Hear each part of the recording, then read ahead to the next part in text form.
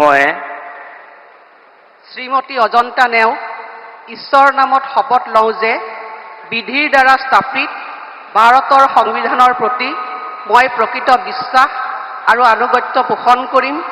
মই ভাৰতৰ সাৰ্বভৌমত্ব আৰু অখণ্ডতা অক্ষুণ্ণ ৰাখিম।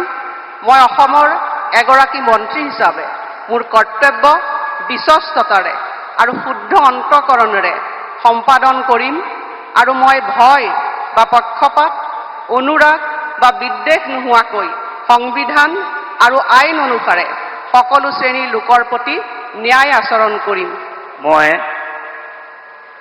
শ্ৰীমতী অজন্তা নেওগ ঈশ্বৰৰ নামত শপত লওঁ যে এগৰাকী অসমৰ মন্ত্ৰী হিচাপে মোৰ কৰ্তব্যৰ যথাযথ সম্পাদনৰ বাবে আৱশ্যক হোৱাৰ বাহিৰে মই এনে বিষয় যি অসমৰ এগৰাকী মন্ত্ৰী হিচাপে মোৰ বিবেচনাৰ বাবে অনা হ'ব বা মোৰ জ্ঞাত হ'ব তেনে বিষয় মই কোনো ব্যক্তি বা ব্যক্তিসমূহৰ ওচৰত প্ৰত্যক্ষ বা পৰোক্ষভাৱে অৱগত বা প্ৰকাশ নকৰিম।